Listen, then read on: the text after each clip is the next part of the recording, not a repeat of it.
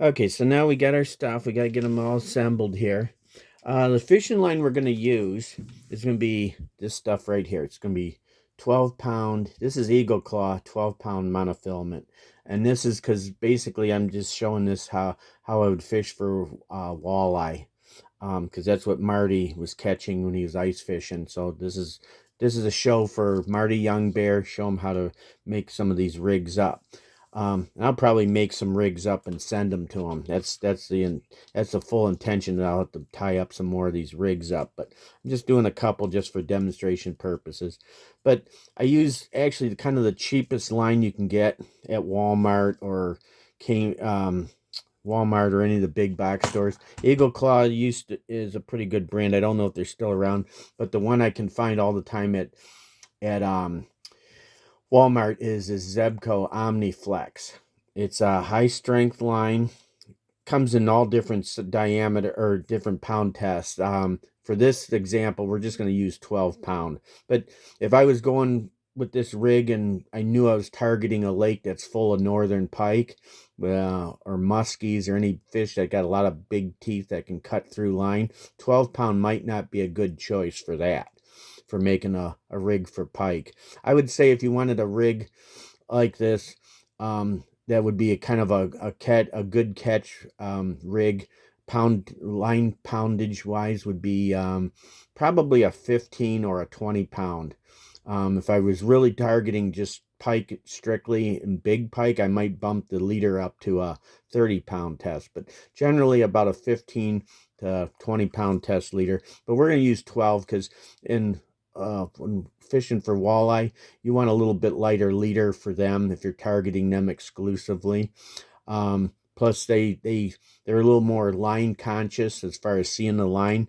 So 12-pound test is always going to be a little. It's going to be 12 pounds. Going to be a little less easy to see in the water. Column. And these lines, because they're cheap, they're not something you'd put on a fishing reel and fish in the summertime with, because they got a lot of, you can see there's a lot of memory to this stuff.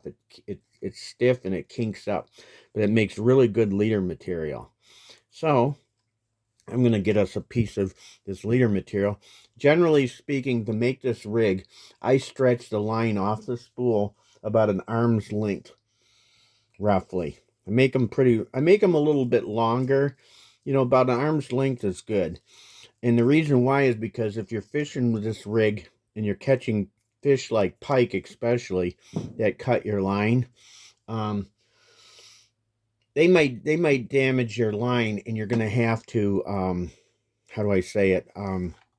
You're gonna have to um see how it coils up, kinks up pretty good. But anyways, it the stiffer this leader material is, it doesn't tangle as easily. And like I said, I make it longer so I can if I get a bad spot in the line, I can always retie the hook on. So the next thing we gotta do is we gotta get a hook. And hooks can vary. You can use anything. I generally prefer a 6 is my favorite size. You'll catch pike on these, you'll catch walleye, you'll catch all the bigger fish on, but it's a small enough hook that if there's any jumbo crappie or perch in the lake, or even trout, I mean, I might go down to a little smaller hook than a 6 for trout. You can make this rig up for trout too. You just got to use smaller blades. So what we're going to do is we're going to start by tying this hook on. And I'm just going to do a simple clinch knot. It's just a simple, you run the line through the eye like this. Go around 1, 2, 3. I usually go about 6 times, 7 times, something like that. Just go around until it looks good. And then what I do is I tuck that line right back through that loop. Right there. It's a little bit hard to see it, but anyways, I go through there like that. Now I get the knot. Now I should wet this. So I put a little saliva on it. I hold the hook and I pull slow and tight. See? Get that knot in there really good on there. So we got that on. And then we're gonna cut. Boom, like that. Then the next thing we gotta do, let's see, what color are we going to go with? First of all, I think Marty said something about where he fishes is a real clear lake. So I don't think we want to go with a real bright fluorescent color like some of these other ones. You know, like this one here. It's got a real bright fluorescent color. It's real bright. Now, in clear water, something like these bright fluorescent colors would work really good in low light conditions, you know, early morning or as the sun's going down, even in clear water, because these are going to reflect in that clear water from a far distance. Now in dirty water, like that's stained or murky, maybe it's got some creek runoff running into the lake, like the lake that I fish on with this rig a lot. The water gets a little dirty and stained, so I'll use mainly these bright fluorescent colors like these and that for the rig. But for this first one, we're gonna make one for Marty. That's gonna be like in some out of some clearer water. So we're gonna go with silver blade. Let's see. We want something that's kind of a walleye color because walleye love certain colors. So what we might do is we might do some orange. They like orange. So we're going to go with these pearlescent orange beads. I'm just going to put some here on the table. I don't know if I'm going to need that many of them though. But we're going to do those. And then you get a little tiny bead. I think this is like a 6mm bead. That's the standard size I use. I think they're 6mm or 4mm. No, I think they're 4mm beads actually, because that looks awful small. So I use a 4mm bead, and then I get these little tiny beads that are probably like, I don't know, 2mm to maybe 3mm bead. I'll show you what we do with that in a minute. So we got our rig set up, got the hook on. Now we're going to go all the way down to the end. We're going to leave this hook right here. So there you go. You can keep an eye on that red hook. And I like them red round bend hooks, Gamakatsu hooks. Eagle Claw makes a good round bend hook. But I like it. I like the hook because it's back to the hook story. But the hook has that round bend to it. And some hooks, they have this curve and then they kind of go straight in. And they got a less hooking surface. For this small of a hook with that round bend, it gives you a lot more hooking surface, and you'll see that in a minute. So anyways, let's get some beads on here. And what we're gonna do, I made this leader a little bit long, so I gotta feed it through pretty far. So we're gonna start with a bead. We're gonna slide that on just like that, and then we're going to put one of these little egg sinkers on there, just like that. And put that down there. You can color these. You can spray paint these or heat them up with that powdered, put them on put a little nail through the egg sinker, and you can heat it up with a hair dryer and dip it in that powdered paint and color them any color you want. But sometimes I don't think it really matters. The reason I use a sliding egg sinker is because it doesn't put, if I use split shot for this rig, it would pinch the line and weaken it. And then if I got a really big fish on it, it could break.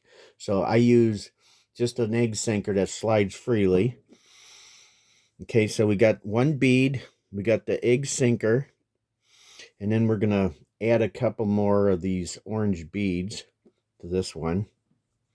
This is silver and orange. This would be a good color combination for rainbow trout too. If you're on a lake where there's some rainbow trout, they love the orange color.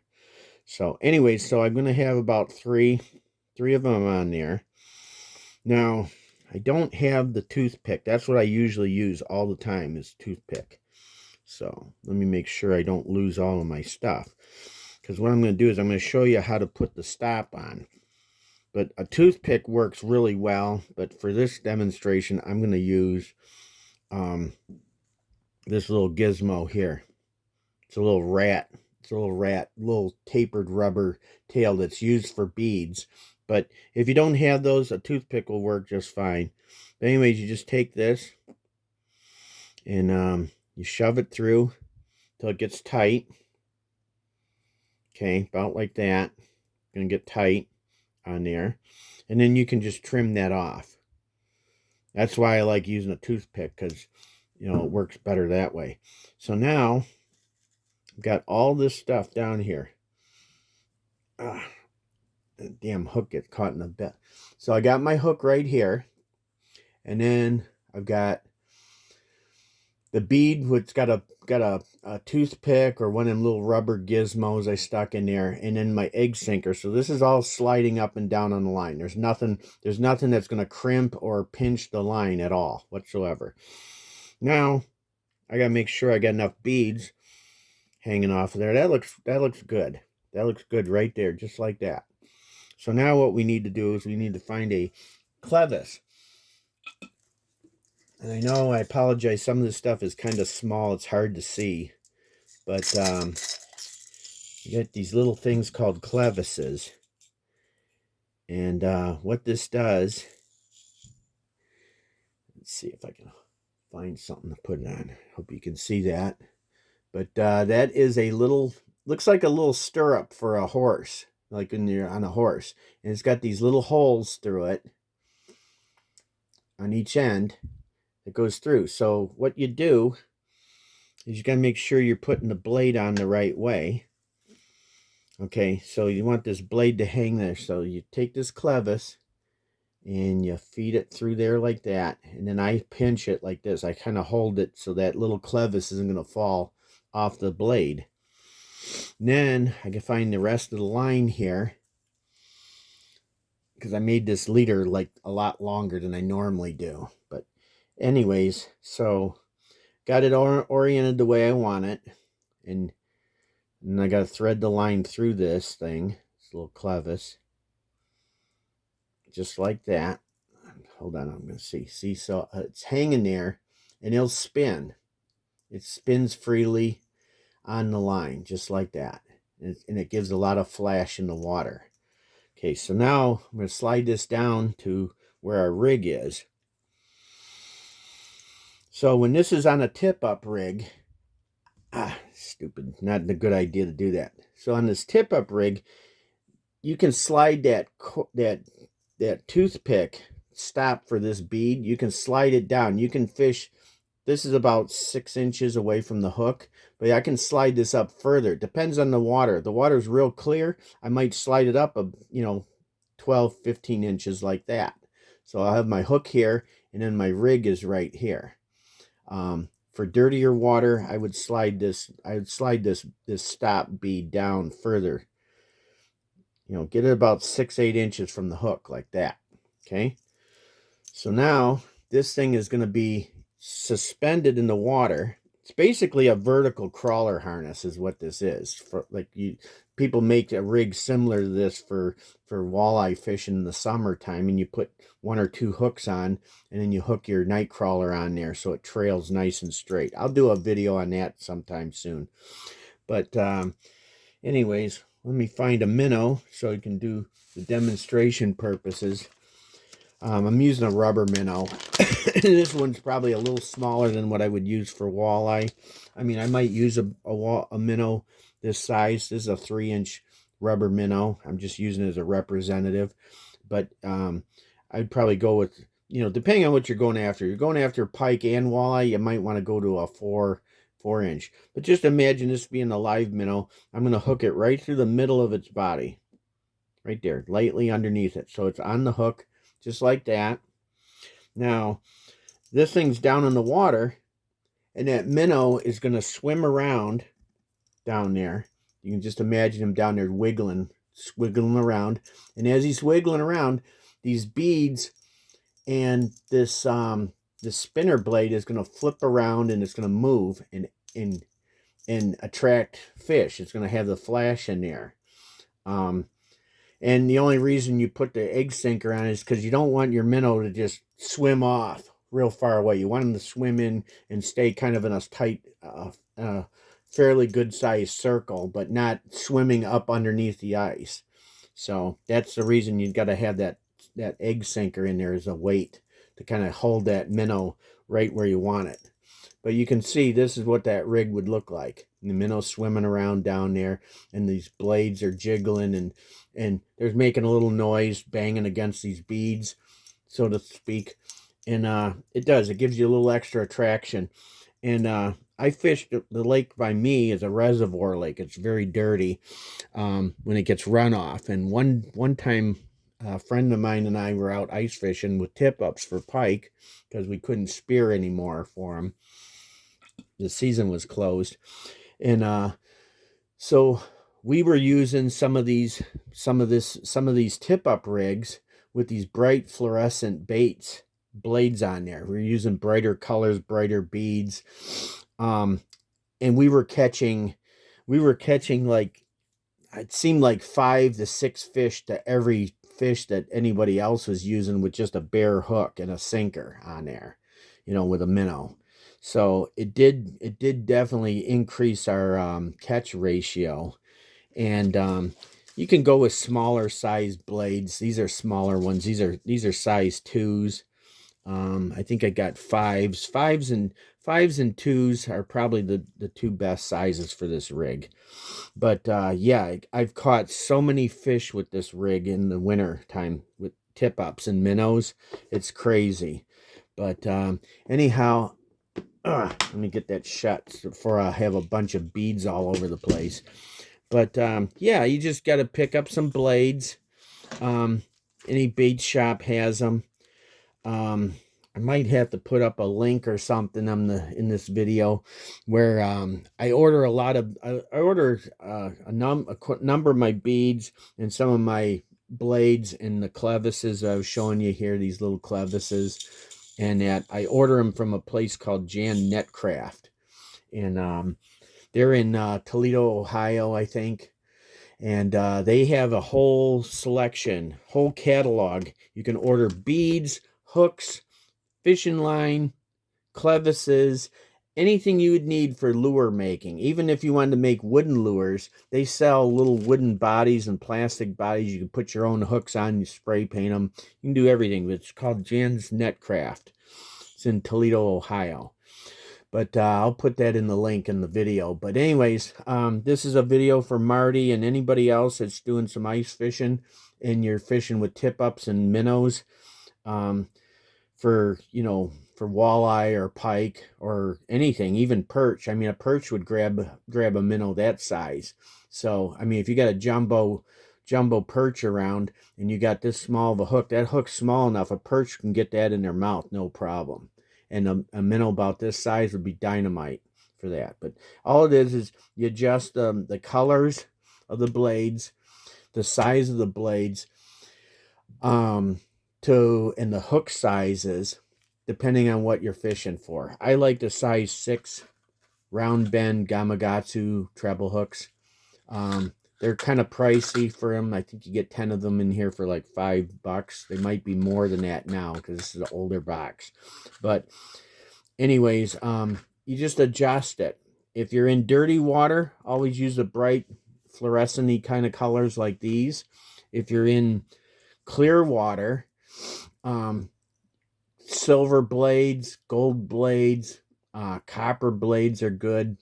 Painted blades, like if they're just kind of black with maybe yellow spots on them or like a natural color, those would be working clear water. And like I said, remember, if you're fishing clear water and you're fishing at night or when it starts getting dark, those fluorescent colored baits or blades on there will help bring in the light and reflect it, so you'll get more fish even in clear water with that. Sometimes the lake might be really clear, but it'll be really deep. I've caught lake trout on these things before, lake trout and splake and rainbows on the same rig. I just make everything smaller. I use the smaller blades.